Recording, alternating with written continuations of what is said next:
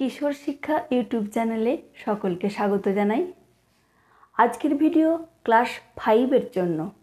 তোমাদের মধ্য থেকেই অর্থাৎ তোমাদের বন্ধুদের মধ্য থেকে কেউ একজন আমাকে অনুরোধ জানিয়েছো আমাদের পরিবেশ বইয়ের পশ্চিমবঙ্গের সাধারণ পরিচিতি এই অধ্যায় থেকে 67 পেজের অর্থাৎ 67টি পাতার থেকে প্রশ্ন উত্তর লিখিয়ে দিতে, যে পাতাটার হেডিং রয়েছে বরফ গলা জলের নদী। এই পাতার থেকে আমি আজকে প্রশ্ন উত্তর লিখিয়ে দেবো। শুধুমাত্র একটা পাতা থেকেই দেব, যেহেতু তুমি অনুরোধ জানিয়েছো, তুমিও নিশ্চয়ই আজকে ভিডিওটা দেখছো, তো তোমার অনুরোধেই আজকে আমি 67টি পাতা থেকে প্রশ্ন উত্তরগুলো লিখিয়ে দিচ্ছি। কিন্তু তার আগে তোমার কাছে আমার অনুরোধ, তোমার নাম, কোন স্কুলে পড়ো বা তুমি কোথায় থাকো একটু আমাকে জানাও, তাহলে ভিডিও করতে আমার একটু ভালো লাগবে। তাছাড়া তোমাদের সাথে তো সরাসরি যোগাযোগ আমার নেই। তোমরা যদি না জানাও তাহলে আমি জানতে পারবো না তোমরা কোথা থেকে দেখছো বা কোন স্কুলে পড়ো বা ভিডিও কেমন লাগছে। তোমাদের একটু জানালে আমি আনন্দ পাবো বা ভিডিও বানাতে আমি আরও উৎসাহ পাবো। তো আজকে আর কথা না বলে চলে যাচ্ছি 67 পেজের প্রশ্ন উত্তরে। শুধুমাত্র একটা পেজেরই উত্তর আমি আজকে লেখাবো তোমার অনুরোধে।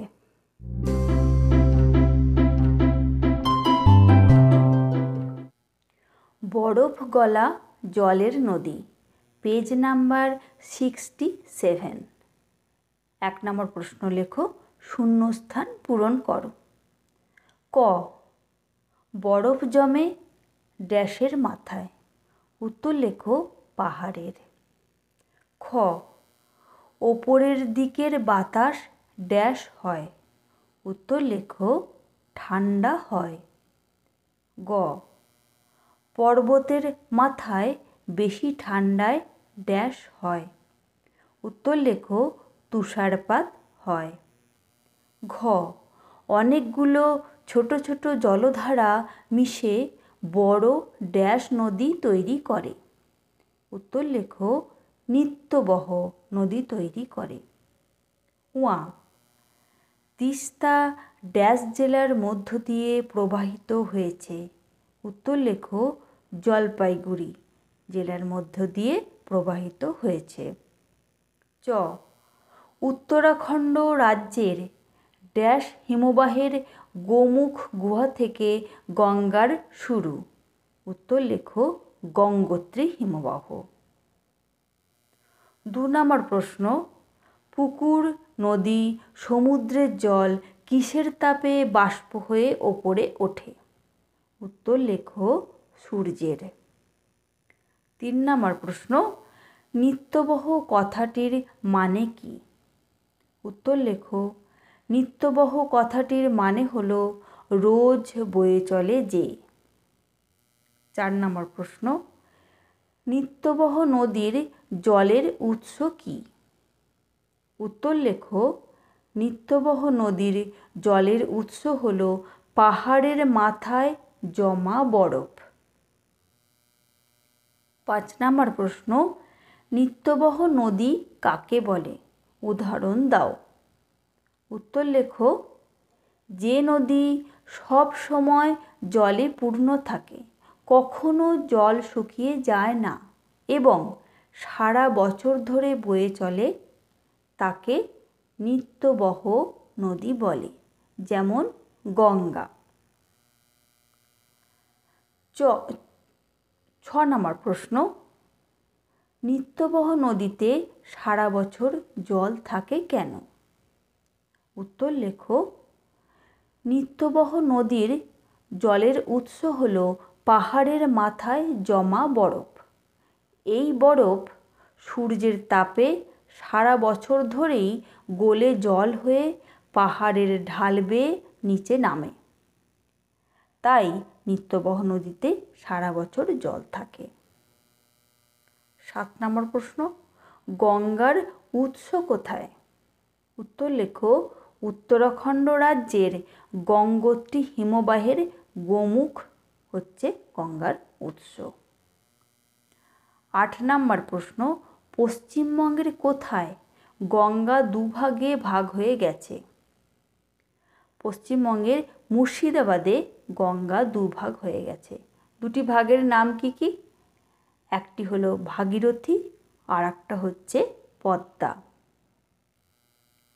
9 নম্বর প্রশ্ন, গঙ্গা নদীর বেশি চওড়া ধারাটা কি নামে কোথায় চলে গেছে?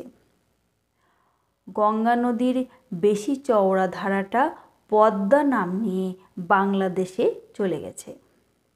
10 নম্বর প্রশ্ন, গঙ্গা নদীর যে ধারাটা পশ্চিমবঙ্গের ভিতর দিয়ে প্রবাহিত হয়েছে তার কি নাম? উত্তর লেখো ভাগীরথী। 11 নম্বর প্রশ্ন, হুগলি জেলার ভাগীরথী নদী কি নামে পরিচিত? হুগলি জেলায় ভাগীরথী নদী কি নামে পরিচিত? উত্তর লেখো হুগলি নদী নামে। 12 নম্বর প্রশ্ন, গঙ্গা কোন সাগরে মিশেছে? উত্তর লেখো বঙ্গোপসাগরে। 13 নম্বর প্রশ্ন, গঙ্গা নদীর গতিপথ আলোচনা করো। এটা তোমাদের খুব একটা গুরুত্বপূর্ণ না, কিন্তু তোমরা এটা করে রাখবে। উত্তরাখণ্ড রাজ্যের গঙ্গোত্রী হিমবাহের গোমুখ থেকে গঙ্গার উৎপত্তি। এরপর উত্তরপ্রদেশ ও বিহারের মধ্য দিয়ে বয়ে এসে পশ্চিমবঙ্গের মুর্শিদাবাদে ঢুকেছে এবং দুভাগে ভাগ হয়েছে। বেশি চওড়া অংশটা পদ্মা নামে বাংলাদেশে ঢুকেছে এবং অন্য অংশটা পশ্চিমবঙ্গের ভিতর দিয়ে ভাগীরথী হুগলি নামে ডায়মন্ড হারবার ও হলদিয়া পেরিয়ে বঙ্গোপসাগরে মিশেছে। 68 পাতায় আছে দেখো, দেখে বুঝে লেখো। একটা শূন্যস্থান আছে, সেটাও আমি করে দিয়েছি। নদীর নাম কি? চূর্ণী। এটা কোথা থেকে কোথায় মিশেছে? মাথাভাঙা নদী থেকে শুরু করে হুগলি নদীতে মিশেছে। নদীর নাম জলঙ্গি। এটা উৎস হচ্ছে পদ্মা নদী, সেখান থেকে শুরু হয়ে ভাগীরথীতে মিশেছে। নদীর নাম ইছামতি। মাথাভাঙা নদী থেকে শুরু হয়ে বঙ্গোপসাগরে মিশেছে। আজ এই পর্যন্তই, দেখা হবে পরের ভিডিও। Thank you.